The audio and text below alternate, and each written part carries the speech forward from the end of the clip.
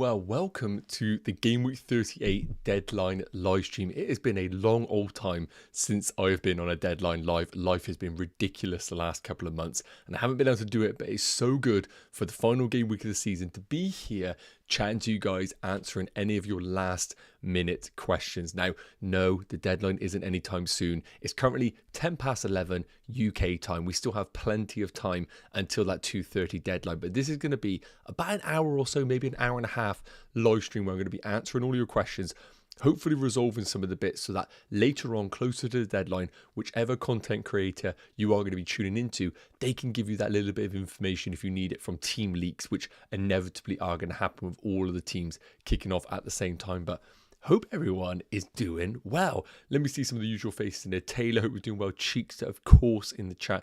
JP, Immortal, Tretney, good morning, my friend. Hope you're doing well. Laylex, hope you're doing well. Loads of people. Great to see all of the usuals in the chat, and it's great as well with this sort of season.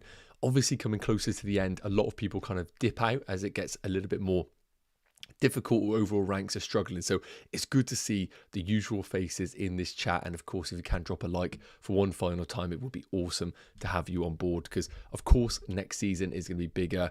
The plan is to go really big next season, so a lot in store that I can't wait to share with you later on. But look, we're focusing on game week 38. I want to get as deep as possible with your questions, make sure they are as specific to your team as possible so that I can help you to the best of my ability.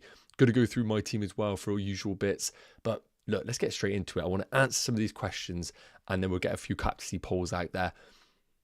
So I think we're good. Right, let's get into it. Taylor's asked an early question asking a few situations here. Bruno, Gordon to Havertz, Trossard, Elise. Well, first and foremost, my ranking would be Elise 1, Havertz 2, Trossard 3. Duncan, Gordon to Tomiyasu, Saliba, Trossard, Elise. I would go for personally Saliba and Elise in that situation. And Duncan, Bruno. A lot of situations here. I personally think the first one is really optimal. Bruno and Gordon to Havertz and Elise. That would be the direction that I would take the team without knowing exactly what the rest of your team looks like. Cheeks a yes, an early live stream. I did not, well, I need to be on TikTok around 1 PM UK time. So I thought this was the perfect opportunity to get on here and kind of get in before the crowd, basically, because a lot of content creators are going to be live around lunchtime and they are top tier. I can't even compete with them. Those guys are absolutely killing it right now. So it's really good to have the early crowd here. And if I can help in any way, that is the perfect situation. JP, would you keep Fernandes? Can do Gordon, Isak, Fernandes to Elise, Mateta and Salah? Yes. So end of the day, final day of the season is probably the most difficult apart from game week 1, because game week 1 you just don't really know what is in store for teams and what formations and stuff they're doing. Last game week of the season, you don't really know which teams are going to be on the beach and what the motivation of others are going to be. So let's take Man United as a perfect example. Brighton, who they're playing against, currently have their best defender in Lewis Dunk out, Veltman potentially out, Tarek Lamptey out, and of course now De Zerbi is leaving the team. You can paint your own picture here. You could say to yourself, Brighton team are going to go out firing for the one last game of De Zerbi and the atmosphere is going to be amazing.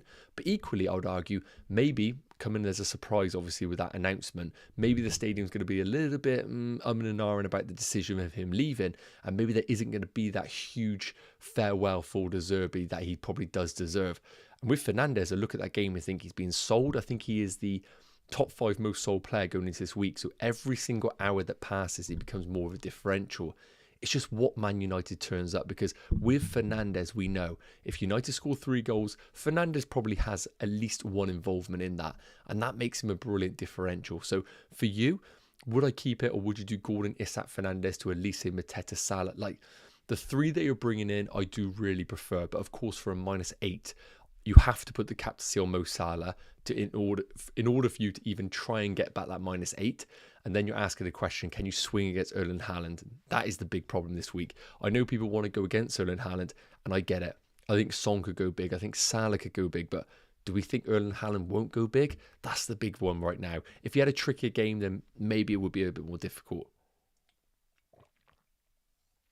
Nikhil, I'm 3 points ahead of my mini league, but my friend is using triple captain on Haaland. Should I captain Haaland and hope he doesn't do well, or captain Son? Well, of course, right now, let's put a situation in place.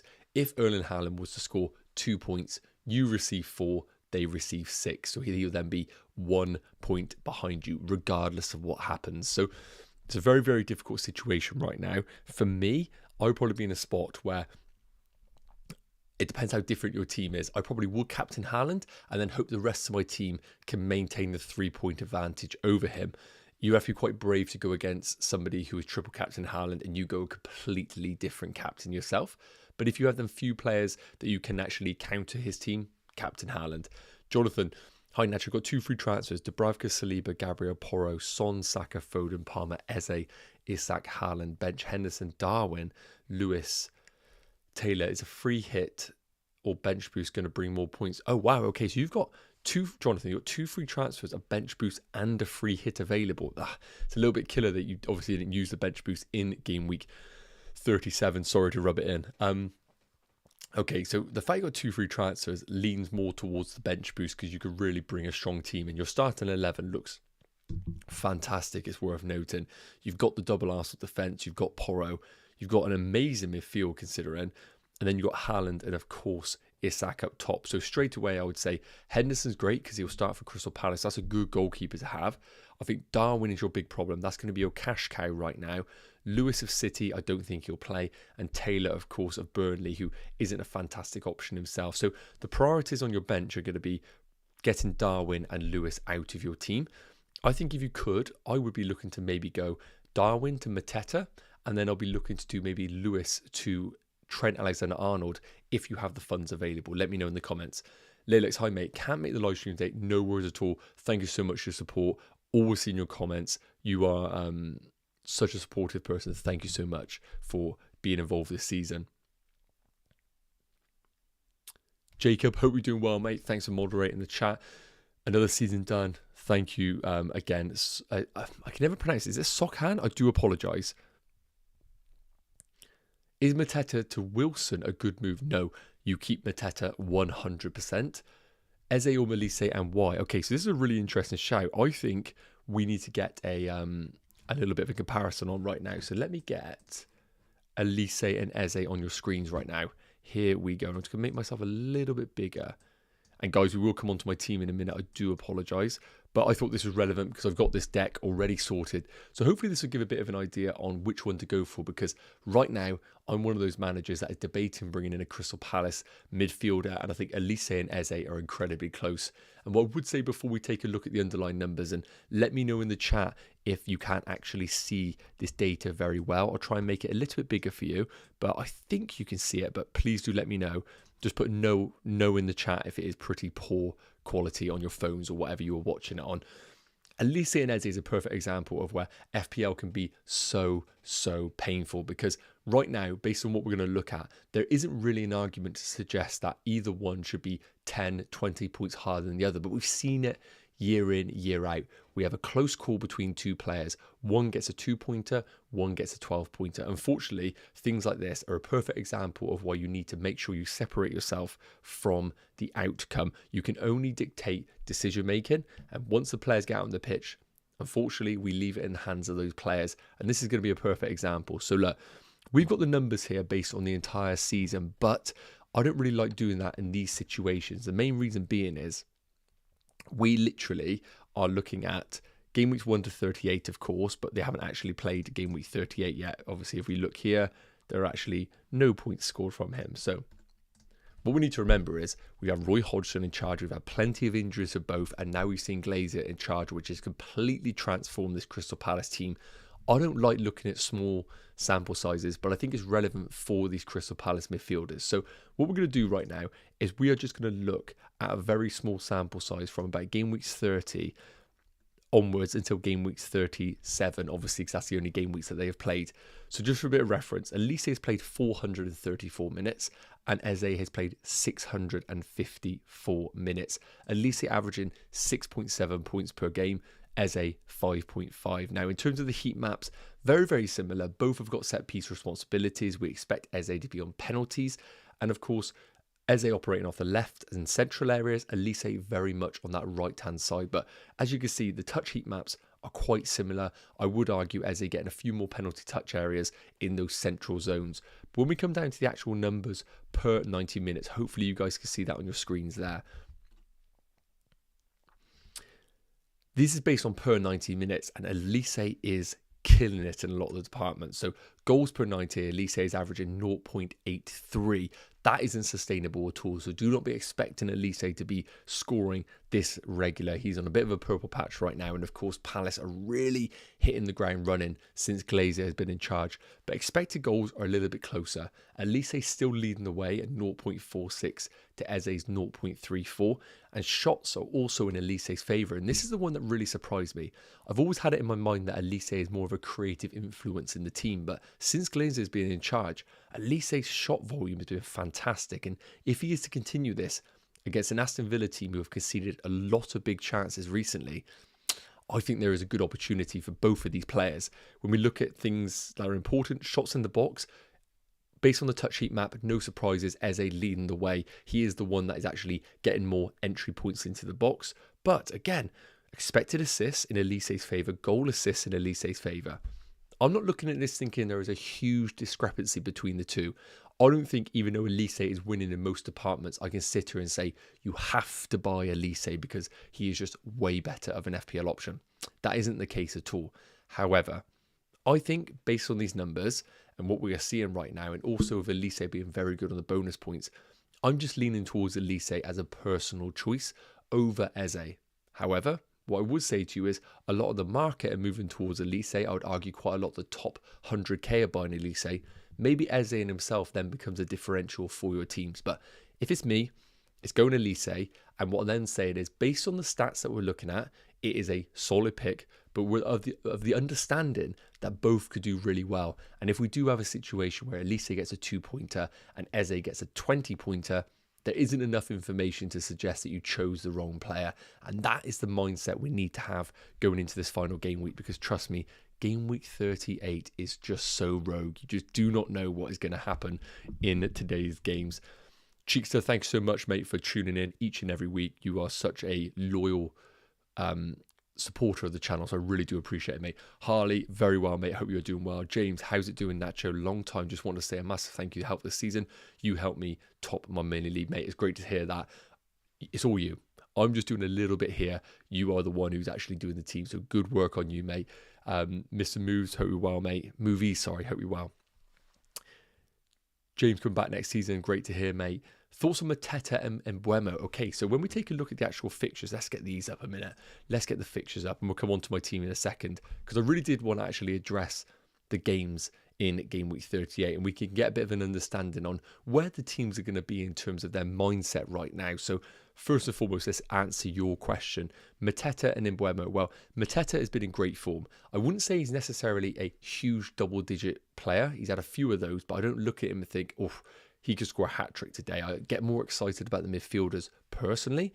And in terms of Mbeumo, he's been in decent form since his return, and he has a decent game against a Newcastle team who don't really travel too well from a defensive perspective. So Mbeumo is by far and away the differential choice for your team, 100%, but I do think everything adds towards Mateta being a fantastic choice as well. Remember, Mbeumo being a midfielder does have a slight swing to it, but I would go for Mateta personally. But again, it's all about kind of the percentages and the ownership that you want to have in your team. Now, looking at the rest of the fixtures, just to have a general kind of bird's eye view, a general overlook on this situation. And let me just sort my camera out, so I'm looking all over the shop. There we go. So just taking a look at the fixtures right now, and again, we do need to actually address this as football fans as well, because the stats look good, but Game Week 38 is such a unique position. It's probably the first time, for example, some of these teams have nothing to play for, hence Arsenal versus Everton. It's now confirmed that Everton are safe for another season, but we haven't really seen that in the previous game weeks where they've been fighting tooth and nail every single game. So while the stats look really good for Everton defensively, Game Week 38 can be completely different because they have nothing to play for. They might take their step up, take their foot off the gas. And then what we might see, of course, with Arsenal chasing the league and knowing that they have to win this game, they might just completely destroy Everton in the first 20, go 2-3-0 up, and Everton just say, have the league, we're just going to try and get through this game. So I think the Arsenal game is going to have decent amount of goals. I don't think Everton need to be that resolute Sean Dyche 10 men behind the ball that we have seen at times. Brentford, Newcastle, I think just a very loose game. Newcastle have a little bit to play for, but not too much. Brentford maybe saying goodbye to Ivan Toney. I think that's an okay team, but I wouldn't be investing in that fixture personally. Brighton Man United has just become the most impossible game to predict ever. Lewis Dunk being ruled out has enhanced Bruno Fernandes as an option, but now De Zerbi's going. I have no idea what kind of Brighton we get. Because of the shock announcement, I think parts of the crowd and audience and fans are going to be a little bit disgruntled by it. Others might be just there to know it is the last game for De Zerbi and want to really bring up the atmosphere. I have no idea. Man United, on the other hand, had a decent performance in their previous few weeks, however you want to view it. Getting few players back through the door, they need to prepare themselves for the FA Cup final. So I think it could be a strong Man United performance. So you have your own narratives in this game, unfortunately. I'm a Bruno Fernandes owner right now, and I'm of the narrative that it's a good fixture for United. Burnley Forest, we can look past that, but I do think Wood and Hudson-Odoi are decent differentials if you want to go there, but they're very luxury moves when we take a look at some of the other games that we can invest in at similar prices. Chelsea Bournemouth, I don't think anyone's buying Chelsea fresh, but if you have them, you definitely keep them. Palace Villa, I've spoke about this. I think Villa, been on the piss all week, confirmed fourth, can't get third, can't get fifth. Great opportunity for Unai Emery to reward some of the players that have been in the squad throughout the season and get some fresh blood into the team. Palace, on the other hand, they have a lot to play for right now. Glazer's come in, made them a top 5 team since he's been in charge from an attacking perspective. I don't see them taking a foot off the gas. I see them really putting on a show for the home crowd. And with Elise, Eze and Mateta, there's always creativity in that team. And Villa have been conceding a lot of big chances recently. So I'm not sitting here saying Palace destroy Villa, but I do think it's a good game to invest in Crystal Palace assets. Last few, Liverpool Wolves. Look, again, create your own narrative here. It's either going to be an emotional day for Liverpool fans, which creates a very emotional game where the mistakes are happening, or we just see gun-ho by both teams and we see Liverpool completely destroy Wolves. I'm probably leaning towards the latter there, where there will be a lot of goals for Liverpool. But once again, if it isn't Mo Salah, I question the minutes of the other players, where the likes of Darwin Núñez might get some game time, Gakpo might get some game time, the young lads might get some game time. So even Thiago might come out of retirement to play. No idea on that game, but I do think Mo Salah is the way to go if you can afford it, if you are buying Liverpool. Last few, Luton Fulham, just going to skip by. I'm going to go on to Man City. Look, if you want Man City players, obviously you get them in. I think Haaland captaincy makes a lot of sense. I don't see a West Ham performance here. I think they've had their game last week at home, final game for Moyes in the stadium. I see no reason why they have to rock up to this Man City game and put in a really resolute, dogged performance. I think Man City win this quite comfortably, and it's very difficult to look past Erling Haaland. And finally, Sheffield United Spurs. Look, there's goals in this game. There are goals in this game. I can see the trend of Sheffield United scoring, but Spurs really hurting them in the last 30 minutes of the game, where they are quite strong based on the stats. So I could see a situation where maybe 1-1 in the first half and Spurs blow them out the water in the second half, where the substitutes really start to diminish the ability of Sheffield United. And I've said it before and I'll say it again. If you want a differential captain, I think Son's the man. So I'm going to put my team up on the screens right now. Haven't made the transfer. I'll go through it in a minute, but you guys have been so patient. Let me get into some of the questions and then we'll get through my team and a few decisions that I have left to make. And if you can drop a like, always massively appreciated, guys. Thank you. So let's get straight into this. Fatal saying, hi Nacho, 5 points off 1k. Don't take advice off me. You're smashing it right now. Henderson, Gabriel, White, Gvardiol, beautiful backline. Palmer, Son, Saka, Foden, Isak, Jackson, Haaland. Gordon to Elise and bench Isak. I do like that move, yes. Obviously, benching Isak is not a great situation to be in because he's on penalties. Newcastle are just a good attacking team. But Callum Wilson sounds like he's returning. Could we see that impact Isak's minutes, who has played quite a lot of minutes recently? I think there's definitely a case for it. I like the move. But if you're trying to consolidate the top 1k, then you've already got the Arsenal coverage, which is great. Then my thing to you would be maybe... No, I'd probably do it. I think your team is really well balanced. I think Elise comes in, you bench Isak, and you just accept Newcastle. I like the move. 7-11, what a great name. Saka and Johnson, or in a 3-5-2, or Isak and Jackson. No Saka in a 3-4-3. Saka and Jackson. I would lean towards the Saka and Jackson move 100%. Reece, do I bring in Salah and bench a 4 million striker for Isak? and Gordon, or Gordon and Burn out for Trent and Elise? Do I bring in Salah and a bench 4 million striker for Isak and Gordon? If it's part of a 2-3 transfer move, I really do like that. But then who are you starting? I need to know who you're starting then, because otherwise Trent and Elise are two of the best differentials this game week, and I quite like the second move, actually, to be honest with you.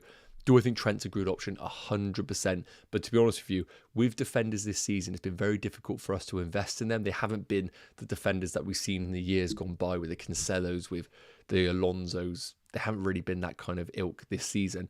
But for one game week, I really do like Trent, but you've got to be in a very unique position to be able to bring him into your team, basically.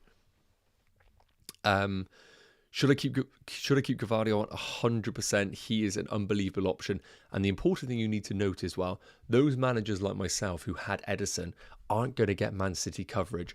It's going to be a very few managers that are going to look at it and think, the only move I need to make for my team is Ederson to Ortega. It definitely could be a move, and for my team probably does make a lot of sense because I have a decent starting 11. I don't really have to invest in the front line. But for your last transfer of the season, people don't really want to be making a defensive move. So I think keeping Vardy out is obviously the route to go for. And he's actually a brilliant differential now that other people don't have the Man City defensive coverage in Ederson. So yeah, I am very jealous of people who have Vardy out right now.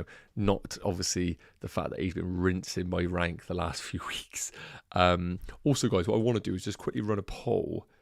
Let me just get this up. Who is your Game Week 38 El Capitano? Let's just get this in a minute. So the obvious answers are Haaland, Salah, Son, and I'm going to say Palmer is the other one. If there is somebody outside of this that you are captaining, please just let me know in the chat. Just put a one-word answer, or you can put captain dash the surname of that player. Just let me know. But if you can vote in that, I'd be really interested to know what direction FPL managers are going for this week. Right, let's go through a few other bits here before we come into my team. Is De Bruyne fit? He's been in training. I wouldn't be surprised if he's fit. But again, we should get some early team news between now and the end of the deadline. So I think we stay patient. Don't be making early transfers. I will be very, very, very surprised if we don't get any information regarding Man City. I'm just having a look right now, and I can't see any news being shared. But of course, it is quite early, so I would be surprised if we were to get anything between now and then. So yeah, let's get straight back into some of these questions. Will, I'm 18 points behind Mini League, own 5 different players. Would you captain Palmer or Haaland? If you're 18 points behind your Mini League, but you have 5 different players, and they're 5 actual starting players who are decent FPL options, I would probably play it safe, go for Erling Haaland, and hope the 5 players make that difference. But of course, if the players that we're talking about are just dead FPL options, then I do think for an 18-point swing, you would have to take the punt on Cole Palmer. The problem is, I'm sitting here right now thinking Haaland gets at least a goal. So we're looking at a minimum 6-pointer. So Palmer really would have to go off as a captaincy option to be in consideration. But we have seen it week in, week out. When we take a look at Palmer's return this season, I mean, we haven't seen a huge return since game week 33, but a 26-pointer at home, a 20-pointer at home, 15-pointer against Burnley, a 13-pointer against Newcastle. These are all at home. Fulham, 10-pointer, 14 against Sheffield United. He has proven week in, week out that he is one of the few midfielders in the game who can consistently deliver double-digit returns. Another one of those, of course, is going to be Phil Foden, who has that capacity to do so. And these are the players that we need to make sure next season we keep in the back of our minds who has the capability of regularly delivering double-digit returns. And Palmer's one of those this week, so I do like it, yes. Is Saka going to play today? No confirmation right now. But again, as I mentioned, the deadline is 2:30. All the games kick off at the same time. I really do recommend following some of the in the knows on Twitter. That's going to include Let's Talk FPL Andy, one of the biggest accounts around. FPL Focal, always sharing information when we see it. Those two, you can't go too far wrong then. And then, of course, if you want to get it from the horse's mouth, we got Lazy FPL who drop it. We have, of course, FPL Tony, Toni. He's usually good on the Man City news. Any of those, you can't go too far wrong, but make sure you do due diligence. there are going to be some fake accounts out there. Do not be stung by somebody who's just creating a fake account and telling you some news that isn't true. Make sure you double check with those content creators that I mentioned. Is it worth getting Vardy out? Already have 3 City players in Ederson, Foden and Haaland. If it's for a -4, I wouldn't. I'm in a similar situation. I've debated maybe doing Ederson out for a goalkeeper and then changing my defender. I just don't think it's worth it. I think for this week, Vardy out could really, really hurt you. But I think we just accept it. Gameweek 38, who knows? Pedro Porro could rock up with a clean sheet and a goal and he outscores Vardy out. Unfortunately, I think unless you have 2 free transfers available, I think the dream of owning Vardy this week is very, very hard to do so. Gary, top 5 of mini leagues, but want to get a Gordon replacement with only his cash, no more, so thinking Rice or Elise. Okay, so Declan Rice has kind of shut me up this season. I mentioned in previous videos how he isn't an FPL option, but if we take a look at how many returns he's actually had this year, let's just get him up. I think he scored in game week 36, didn't he? Yes. I mean, goals scored 7, assists 9. Now, let's be real. Since that trip to Dubai, it really has enhanced Declan Rice as a pick because he's racked up a lot of assists. I'm not saying all of these are from set pieces, but since he had the responsibility of corners, he kind of changed his dynamic as an FPL option. He actually become a brilliant pick, almost kind of not James Ward-Prowse-esque, but with the set pieces from either indirect free kicks or corners. So Declan Rice has started to quieten a few people, and he's someone to keep on radar next season if he's allowed to be a box-to-box midfielder, if they were to sign a holding midfielder alongside him. Interesting to see that midfield. But for me, I know Rice has ticked over nicely, and I wouldn't be surprised if he does well. I just personally like the upside of Declan Rice. Of Michael Elise, my friend.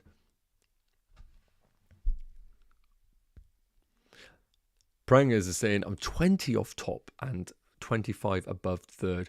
Do you think a -4 is needed? What's the best movement? Dweke for Trossard. Trossard, I like. You need confirmation that he's starting and know that he comes off around the 60-65 minute regardless of game state. Eze for Havertz. I would not be selling Eze right now. I think he's a brilliant option this week. Probably better, or if not on par, than Havertz. Or Madueke and Isak for Havertz and Gakpo. My other strikers are Haaland and Højlund. I mean, first and foremost, for a -4, if you're chasing top, you're already then -24 behind it, and you're putting a lot of pressure on your players. I'm not a huge fan of the -4, but I also don't like the moves of Madueke to Trossard or Eze to Havertz. I think both that you're selling are brilliant differentials in themselves. I think if you're really chasing upside, it would be Isak to Gakpo, and you really go Hail Mary and hope that Gakpo delivers. But I'm not a huge fan also. That's the only thing I would say. And guys, if you're enjoying it, please do drop a like. It'd be massively appreciated. Jonathan's saying, oh, Melon, free hit draft, a bit differential. I done a free hit draft video. Please do check that out. I covered that in quite a lot of detail. If you want me to change any bits, let me know in the chat. Jonathan saying, could do Darwin to Mateta, but not Lewis to Trent. Okay, that's fair enough. I think Trent is a brilliant option. Darwin to Mateta would be my preference. So outside of that, I think you could go to Van Dijk as maybe a possibility of him scoring like a bullet header. I think that's another consideration that you could have for your team. Otherwise, I can't remember your team, but Vardy, if you don't have that coverage, obviously is the route to go for. Actually, no. Darwin to Mateta and Lewis to Vardy. Happy days. I think that is the route that you definitely should go for. Scott, thanks for the content this year. No worries, my friend. And we've had a super chat from True Fan Adela. Thank you so much for that. It's really generous on the last day of the season. Thank you so much. My FPL rival got Mo on captaincy, probably. Yes, I would probably assume they're going to be down that route. I have 33 points ahead of him in our mini league. Would you take a hit for Mo plus Elise and Muniz bench for Gordon, Bruno and Isak? Okay, so I don't like the idea of you taking a -4, but of course, if you're in a position where you are covering off, the -4 then makes it a 29-point lead, but you are bringing off the person who is probably going to be hurting you the most in Mo Salah, and then you're bringing in a brilliant option in Elise. I don't like the idea of you selling Bruno, but I do like the moves that you're making. If that's for a -4, I like it. If it's for a -8, I don't like it. Obviously, the super chat is hugely generous, so please do put any follow-up question in there. Do not put it as a super chat. Do not worry. I'll make sure I prioritize that. Thank you so much once again for that. And I will keep an eye out for your follow-up if there is a follow-up on that one. But I think in a position where you're trying to protect rank, sometimes a points hit can be worth it in order to cover that off. You just need to maybe, I can't really make the answer for you in terms of whether you should captain Salah based on them. I think you need to make your own gut instinct whether they're going to captain Salah. If you think so, do the same and bring in Mo Salah for a points hit. But if that's for a -8, then I would start to question the decision of you doing this, because then it only becomes a 25-point lead, and then it starts getting a little bit touch and go on that one. Gordon to Elise, yes, a move that I'm considering. And once I've got through the bulk of these, we'll come on to my team and my plans. It hasn't really changed from the transfer plans video, but again, I'm conscious not everybody watches the content week in, week out, which I do appreciate. So, of course, I will cover off that in a minute.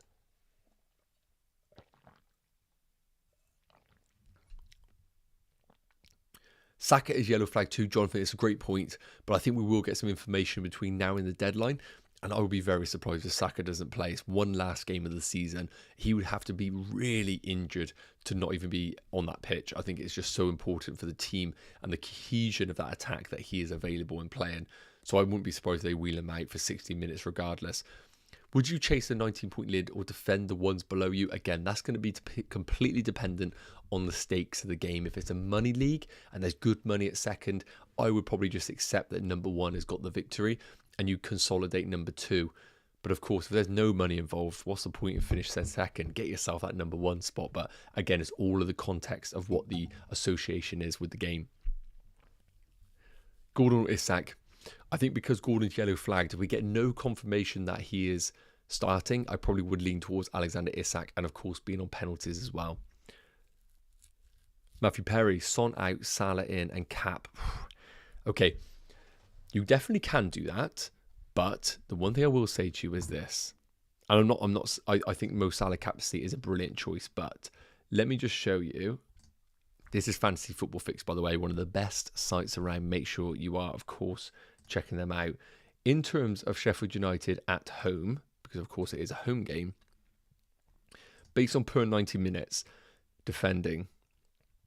So Sheffield United's expected goals conceded per home game is 2.1. So across the course of the season, they are by far and away the worst home team in the league with 2.1 XG conceded, which is horrific. It's absolutely horrific. In terms of shots conceded, 17.61, which is even worse than Man United. And we know what the Man United headlines have been recently with them conceding so many shots. So look, I get it. Sell Son. I think Spurs have been hit and miss. Son's been hit and miss as an option. But just remember, they're playing against the worst team in the league at home by far and away. And when we actually address Spurs as an away team across the course of the season as an attacking outlet, if we look at shots per game, they're currently ranked about 5th or 6th, averaging 13 shots. And in terms of XG, they are at 1.49. So they're not the best team away from home, but it's worth noting that they're not a bad team either. So I would sell Son, at your own peril, but I do like Salah as a captain's differential if you want to go there. But again, have we seen a lot from Mo Salah recently? I would probably say no.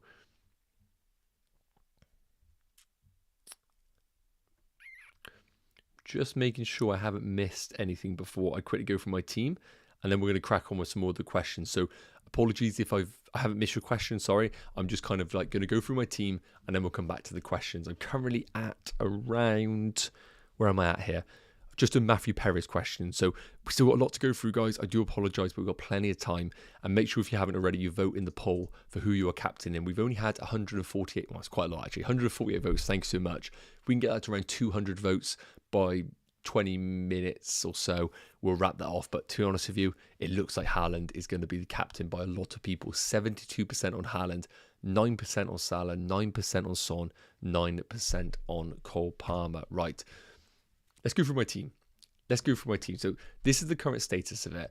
Ederson being ruled out is a big issue because the ownership of Man City defensive coverage is going to be pretty big. Now, it's obviously diminished with the injury to Ederson, and that's actually unbelievably good for those that own Vardy, Akanji, Kyle Walker, because the big ownership in Ederson is now out of the game, and now a lot of people are bringing in Petrovic. Now, could Chelsea keep a clean sheet? They definitely could. Like, they 100% could do so. But am I confident of a clean sheet? Probably not. So, Petrovic in goal, it is what it is. I've deliberated with just doing a 1 free transfer of Ederson to Ortega and basically playing the team that you can see on your screens, which is absolutely fine. But again, just doesn't really fill me with excitement. And sometimes I know I play the game for content creation and obviously to get a good rank, but I also play it for fun. And for me, the last game of the season, to do Ederson to Ortega, where they easily could concede a goal on the break to Kudus or Bowen, just doesn't really excite me. So I'm not going to be making a goalkeeper transfer. I'm just going to put my faith in Chelsea and hope that they deliver a 5-star performance, because the Chelsea clean sheet odds are okay, and also the ownership of Chelsea is quite large. So even if I swing against Chelsea, it could hurt me if City concede. So it is what it is. I'm expecting Vardy to wreck my rank. The defence picks itself. I'm really happy with Pedro Porro for this game, and of course the double Arsenal defence. So there's no reason to use my free transfer in this space. Palmer, Son, Foden, obviously locked in this team. Haaland, Jackson locked in. So the only rotations that I can do with this team is using Bruno Fernandes as a cash cow, using Gordon as a cash cow, or Alexander Isak. Realistically, as at the time of recording, I'm currently leaning towards selling Gordon for Michael Olise, bringing in something that could potentially get me into the top 40k. I'm currently ranked 46k. So I want to try and get that top 40k. I could easily go for an Arsenal midfielder in Kai Havertz. I think he's a brilliant option, and realistically it probably is the sensible move. But looking at the numbers, looking at Elise over the last few weeks and the situation that Aston Villa are in, where I just don't think there's much motivation for them to turn up against Palace, I think Michael Olise is a brilliant option.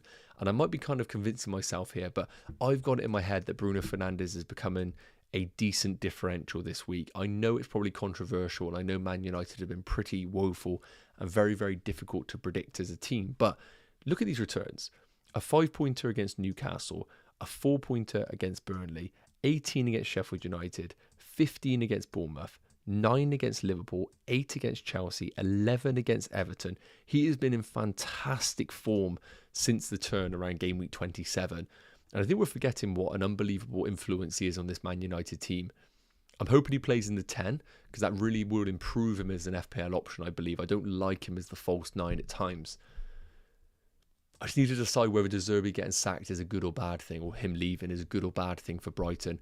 My assumption was Lewis Dunk being out is actually a really good thing for Bruno Fernandes, the best Brighton defender ruled out. That naturally makes them a much better team option for Man United. But I'm in an RM right now. So based on what I've said, my team is most likely going to look like this. Let me just get it up.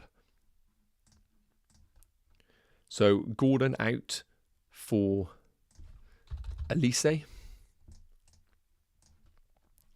Olise coming in for Alexander Isak. I don't love it. I would almost rather sell Isak than look at him on the bench when he inevitably scores a hat-trick or something, but it is what it is. Captaincy on Haaland, vice captaincy on Cole Palmer, and my team would be like this. Be slightly different. I've got the coverage of some highly owned players, double Arsenal defence, Palmer, Son. None of these guys are going to do anything for me. Haaland, Nicholas Jackson. But the ones that really could swing this week are going to include Bruno Fernandes and Michael Olise. Those are the two. If they go off this week, it's a great week. Unfortunately, though, if Man City keep a clean sheet or Kai Havertz, Saka go off, then of course my rank is going to be absolutely decimated. So I really do need to just weigh up what direction I want to take this team. Let me know in the chat. Let's get back into some of the questions, because I know you guys have been waiting very patiently and I've been rambling on my own team. So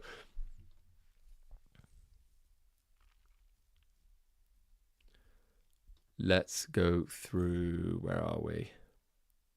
Here. Bruno Fernandes to Havertz is the sensible move, yes. Personally, though, I'm just leaning towards Bruno Fernandes, but I get it. It probably isn't a logical pick. It's more of a heart pick. And I'm a Chelsea fan, by the way. I'm not even a Man United fan. Would you swap Isak for Gakpo or Højlund for Gakpo? I probably would lean towards selling Højlund for Gakpo, personally. Sammy, hey Nacho, final time waking up early in the morning to watch your stream. Sammy, thank you so much, firstly, for that. Thanks for the content. Currently number 1 in my mini league with a 100-point lead. Thinking to do Bruno to Havertz. Yes, if you got a 100-point lead, obviously you are chill. You can enjoy yourself. But Bruno Fernandes, 2 Kai Havertz is a very, very logical move. I think that's a good pick. Marley, Scott O'Brien, do Hoyland for Campo.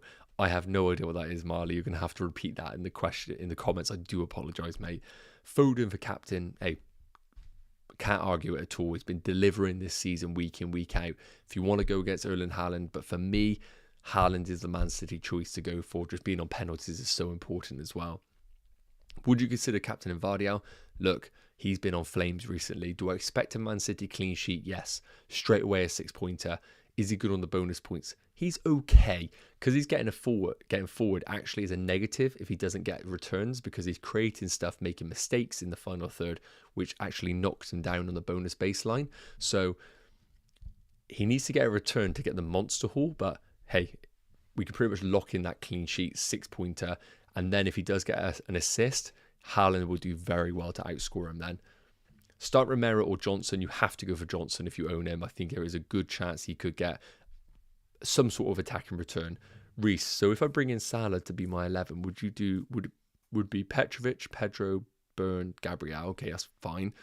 Salah, Son, Foden, Palmer, Jackson, Haaland, or other option is Pedro, Trent, Gabriel, Olise, Son, Foden, Palmer. So basically it's Salah versus Trent and Olise. And in this situation, really, really tricky.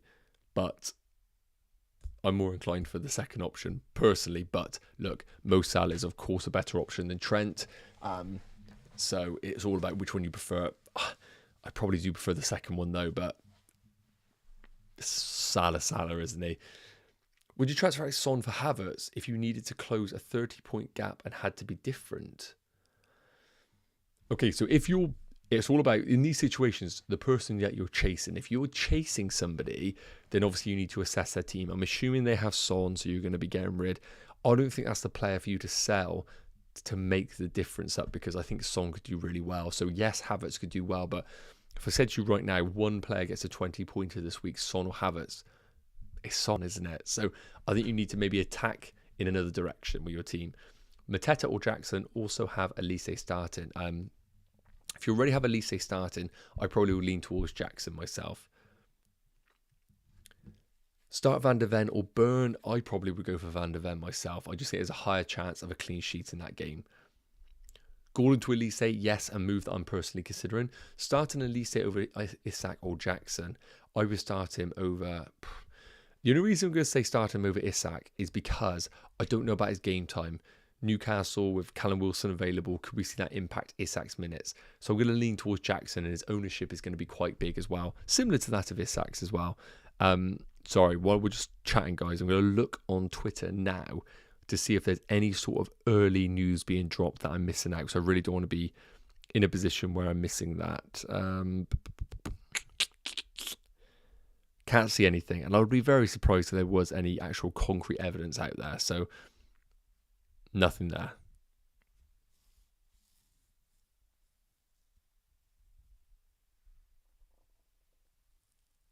No, nothing, guys. Apologies. I was just checking out to see if there was any early team news. Let's do some rinse ones here.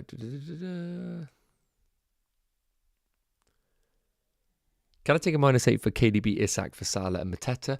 You can, but I would only do it if we get the confirmation that KDB is ruled out. Otherwise, I would stick with your team there. Captain Olise is the ultimate differential to catch up with Mini League. Love it. Do not mind it at all. I don't think you can go too far wrong with that. Mateta or Jackson, I've covered that one. Mateta for differential, like it. My current rank is 46k in the world. Captain Son or Foden. Foden is the safe pick. Son is the high upside pick. I'd probably go Son myself, but obviously I think Foden is more of a safe pick from a team perspective. We know what we're getting with Man City. Spurs, we have no idea. It could be a damp squid 1-1, or it could be a crazy like 6-2 game. Really about what kind of confidence you have in those teams. I probably would go Son, but that's my personal preference there. Eddie, hi there, Nacho. Should I do A? Burn to White and Gordon to Olise. Like it, you're getting that coverage in Arsenal. Fernandes to Havertz and Gordon to that. Or C, Fernandes to Salah, Isak to Muniz, please.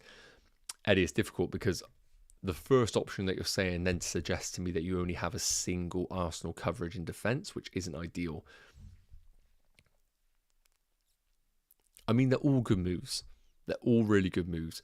The third option is just all in on Mo Salah, whereas the other options that you're talking about give you 2 players to enhance your team, whereas the last one, you're getting rid of Bruno, who arguably is a good option for Salah, and you're getting rid of Isak, who's a great option for Muniz, who will go on your bench, and I'm assuming you'll change the formation. So I personally would lean towards... I'd probably be boring and lean towards the first one, but it's all about what you feel with Mo Salah. Some people here have the narrative that Mo Salah is going to get like 3 or 4 goals. And again, as I've said before, guys, if you're new on this chat, Game Week 38 is the toughest game week apart from Game Week 1 because stats go out the window. Main reason being is teams have got nothing to play for. So Everton have looked great this season in the last 10, but now they have nothing to play for. So the stats are out the window, and that applies for a lot of teams as well. So Salah, we have to make our own assumptions in this game. I think Liverpool score a fair few goals, so I think Salah is great, but I've also not seen much from Salah to suggest that he's playing well. That is all. Do we think Gordon will start? I have no idea, but as I said, with the games all kicking off at the same time and the deadline being at the same time, we should get some early team news, so I'd wait until then. Jack, my team is Vicario, Vardy, Gabriel, Porro, Son, Foden, Madueke, Palmer, Jackson, Issa, Benj. I need help what to do. I mean, your team's looking really strong. Team's looking really, really strong. End of the day, if you want to be really safe, you have literally only one Arsenal coverage. So my preference would be, can you either do Vicario to Raya and get yourself some coverage in the double Arsenal defence, or could you maybe play safe? And I don't even like selling any of the players that you have, but maybe doing a Gordon to an Elise or Kai Havertz and then benching Alexander Isak. Captain Elise, I love it as a differential if you want to go there. Mateta or Jackson, covered that one off. Hudson-Odoi, I think he's a brilliant option. Fabio, Bruno to Havertz and Gordon to Elise. Yes, love it. I think they're really good moves. If you have 2 free transfers, I really like those picks. Mitchell, I hope you're doing well, my friend. Thanks for the support this season, by the way. You've been a very, very regular listener. Hey, man, been a little while. Congrats on the wedding. Thank you so much on that one, mate. Haven't got the wedding ring on, actually. That's a little bit of a problem. Haven't lost it, don't worry.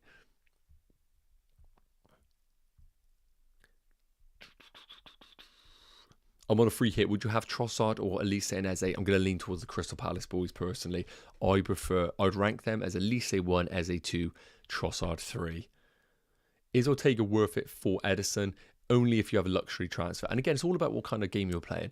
If you want to go safe, obviously Edison to Ortega covers you off for the Man City clean sheet, which I think we all probably think is going to happen. But, you know, there are ways of hurting this Man City team. I think Kudus is the one for me. I think if they can get Kudus in, picking up the ball, driving through the team, probably more in central areas maybe than width areas, I think they could cause real problems for Man City in transitional moments. Because I do think both Kovacic and Rodri out of possession are players that do struggle to actually match the powerhouses like a Kudus. So maybe Kudus in the pockets could hurt them. Otherwise, I don't really see much hope for West Ham in there.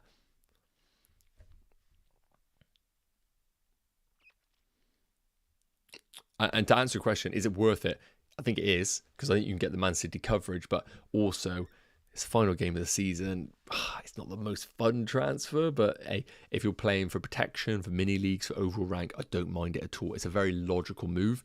I'm usually a very logical player, apart from Game Week 38, because I just want to have a little bit of fun sometimes, but it's a very logical move. White and Son or Trent or Havertz? White and Son or Trent Havertz? For this game week, I still would probably prefer White and Son.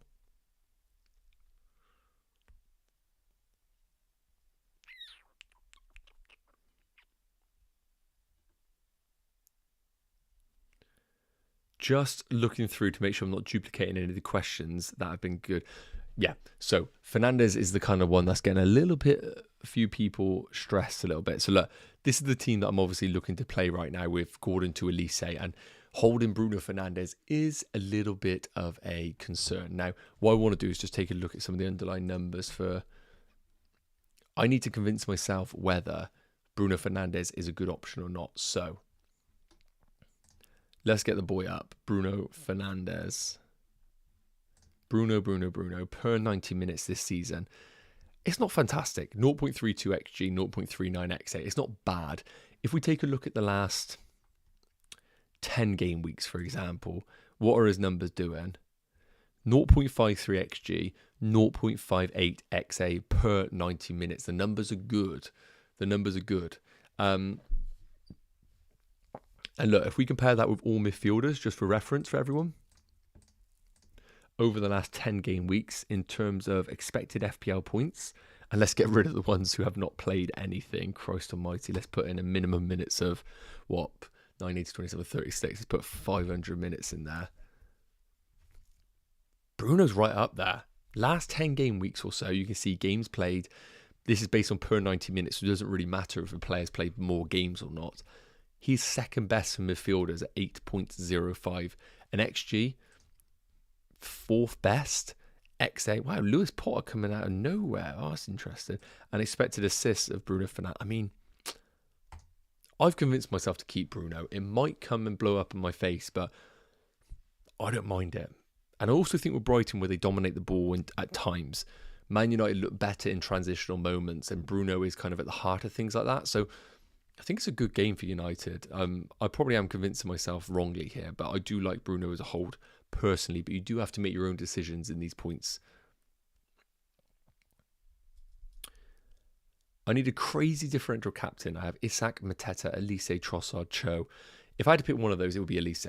If I had to pick one of those as a crazy differential captaincy, is 2 differentials enough to chase by 15 points in mini league, or should I make a differential captain also?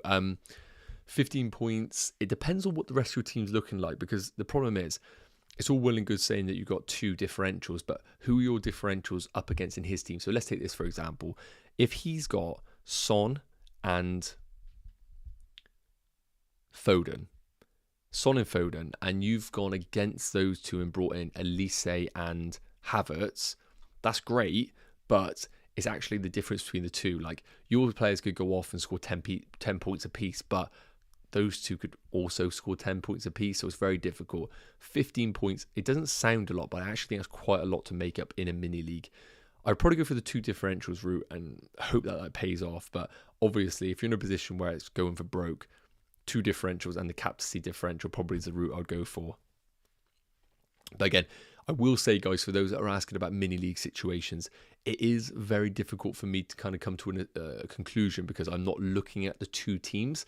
Usually when you're chasing, you have to look at the team that you're chasing, the team that you've got, and understand how you can do it. And based on comments, it's sometimes a little difficult. So I do apologize if I can't be like fully in on that. Right, let me just get my team back up for you guys. Again, this isn't my confirmed team, but this is how we're looking to go for my team. I'll put on my current team now on for you. Nuclear Atoms, good to see you back, mate. Hello, it's been months since I've last visited chat. No worries at all, mate. Honestly, I get it. People have a lot on, and also, you know, a lot of things going on. So I appreciate you being on here for the last stream of the season, mate. Eddie, thanks so much, mate, for tuning in as usual. Hello, sell KDB or Son for Salah? I would say neither. Unless we get confirmation that KDB isn't starting, then your answer is there for you. KDB to Salah. Nuclear Atoms, I'm on a free hit. What more can I do with this draft? Goalkeeper Raya, defense Trent, Vardy, White. Yeah, I think that's great. Salah, Elise, Saka, Foden, Palmer. So you've got the coverage of Palmer, Foden, Saka, really good. Haaland, Gakpo, with Gakpo in that brilliant differential. Literally, the only thing I can say to you here right now is that, of course, there's the absence of Son. But again, I think you've got midfielders there who could easily match Son in this fixture. So, mate, to be honest, I think it's really good. I can't really argue with the team that you got. You got the double Arsenal defence. Trent is an amazing differential. I'm very, very jealous of that team. And I do think Gakpo's actually quite an interesting differential. If we look at him over the last 10 game weeks or so, I'll be quite interested to see how he comes up. Yeah, look, got some decent numbers. 0.32 XG, 0.32 XA, 6 expected FPL points. Like, he's ticking over okay. Don't mind Gakpo as a bit of a last punt on the end of the season. Sorry.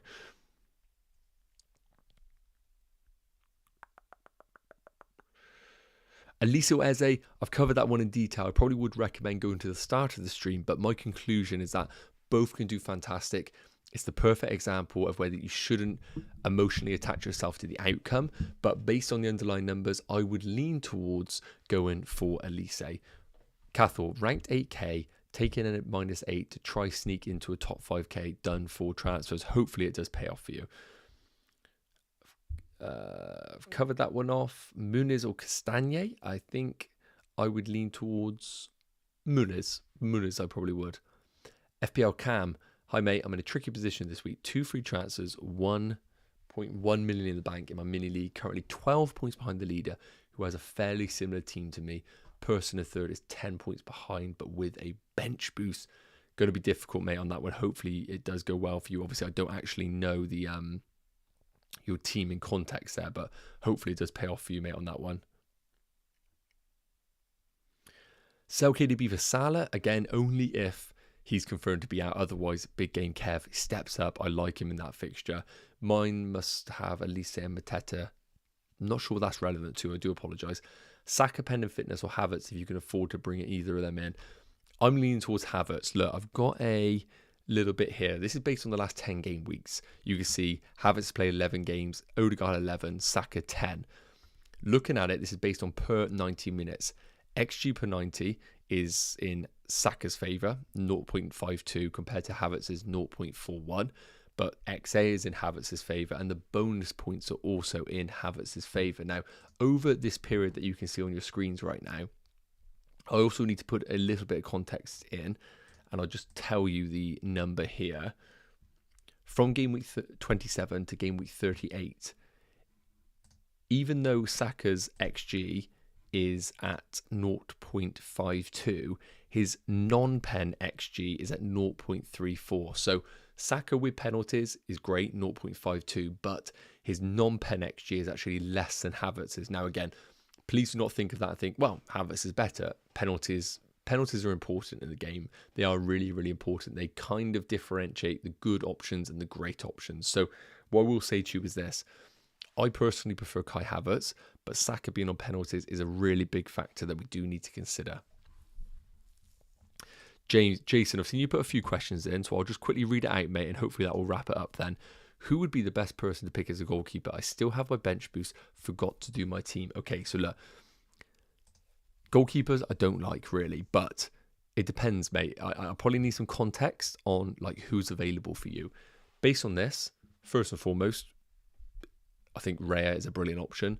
I then think Ortega is a cheap option, and then I think Alisson. But again, mate, very difficult for me to answer that question without any context on your team, unfortunately. Muniz, I like him. Again, it's just whether you want to play a 3 up top and play Muniz as one of those. Jay, thanks so much for tuning in, mate, regularly. I really do appreciate it. Nick Al, I'm 3 points in front, but the person behind me is triple captain Haaland. Who should I captain? Okay, so you're 3 points in front, but the person behind me is triple captain in Haaland. Okay, so obviously anything more than a 2-pointer if you captain Haaland is not good because he will obviously match you and outscore you. So then it comes down to who are your differentials. Realistically, if there are differences in your team, I'd captain Haaland and hope that the differences in your team match his triple captain.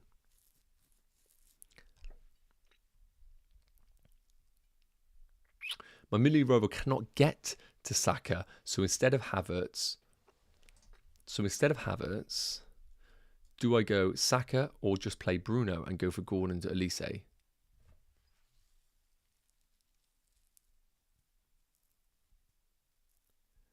It depends where you are in your ranking, mate. If you're trying to protect, I probably would just go to Havertz and cover that Arsenal attack. If you're looking to chase, then I'll go for the Elise differential route. And guys, we are going to be wrapping up the stream in probably like 10-15 minutes. But I want to put one more poll in, which would be quite interesting. And that is going to be, what is your transfer strategy? So it's going to be no hit. So you just do a free transfer. So I'll put free transfer, and then we're going to put -4, -8, and we're going to put -12 in case people are going really rogue.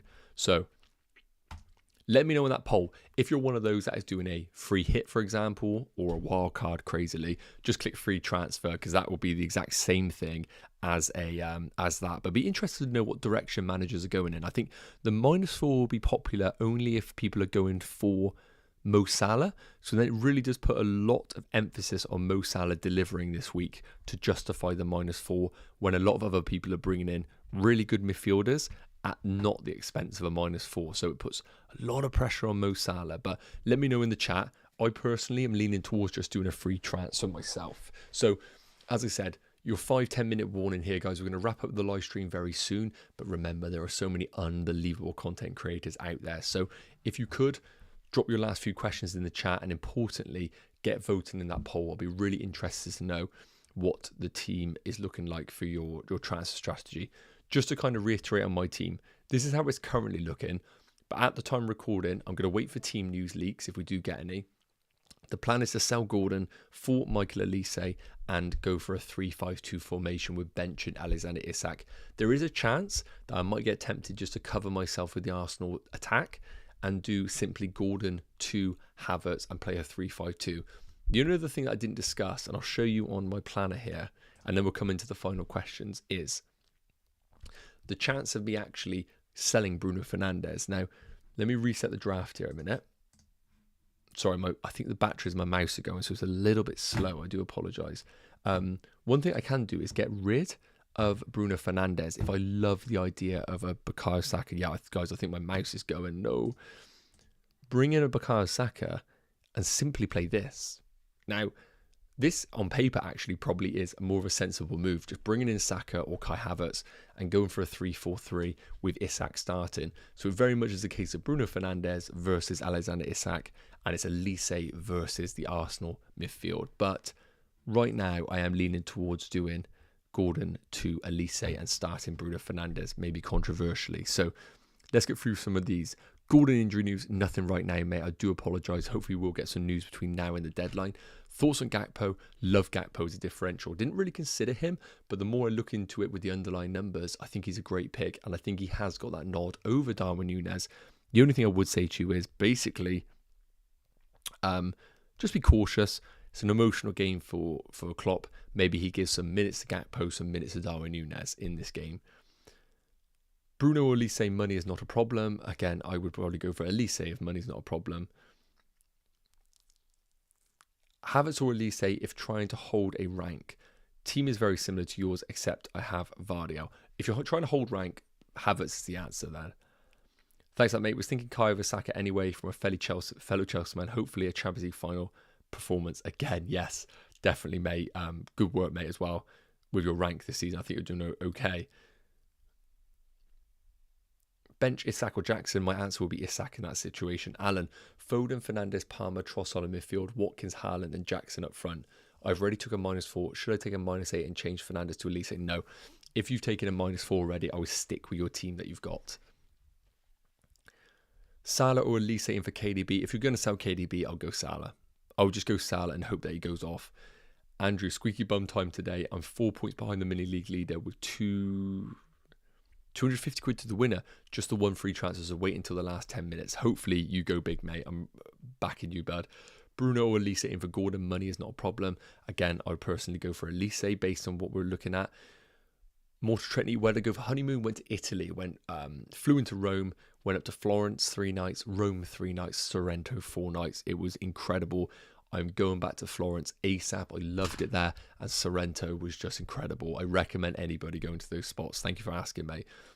I'm 39 points ahead of second. Is Gordon to Olise and Bruno to Havertz worth a -4? I mean, I just think you could just do Gordon to one of Olise or Havertz, to be honest, mate, and not give 4 points back to the field. Michael, Gordon to Saka or Garnacho to Havertz? If I do Garnacho to Havertz, I can play Gordon over Højlund, but if I get Saka in for Gordon, I have to play. To be honest with you, looking at that, quite like the Garnacho to Havertz move, to be honest with you. How confident are you in Petrovic? Not at all. But I can't really justify doing Edison to Ortega personally. Bruno or Olise, I've covered that one, mate. Thanks, mate, for your help, Jason. No worries at all. Thank you for tuning in.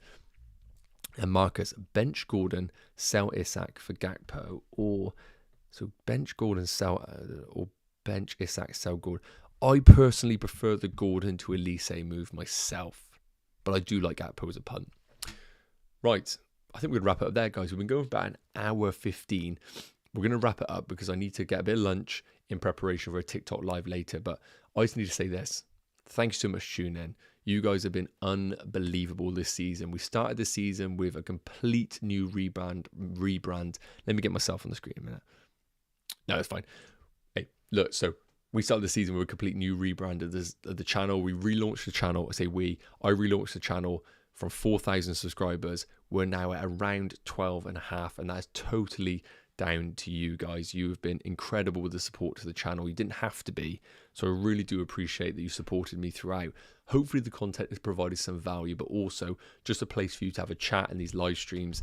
And I know what it's like sometimes with live streaming with podcasts, or sometimes it isn't really the actual information you're getting. It's just the opportunity to have that little bit in your ear sometimes and just a little pick me up along the week. So hopefully I've done that in some small form alongside a little bit of help FPL wise. We're obviously back in the new season. I'm going to say this is going to be the biggest season next year by far. I gave myself a 2-year strategy for the channel. We've just done the first season. I was aiming for 10k. It's been a good year. I'm really going double down on next season for this channel. So it'll be amazing to have you part of it next year. I will be doing some Euro content as well. I can't not do content. So I will be doing a bit of Euro content, but it won't be daily. It might be like 1 or 2 videos a week. So if you're interested in that, there will be some content for you over the summer. That just leaves to say, thank you so much for tuning in, guys. I am going to have to quickly drop in a link because I'm taking part in a charity match, and it'll be amazing to have you guys support it if you can. Obviously, no worries not. It's obviously for charity, but I forgot to post this earlier. I do apologize.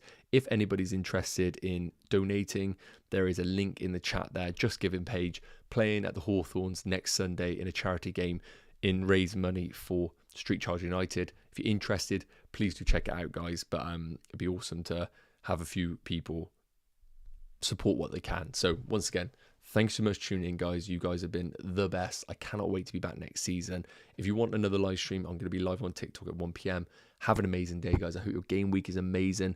In terms of my final transfer, I will try and post it in the community section of YouTube, or if you want to check it out, head over to TikTok. Have an amazing day, guys. I'll see you very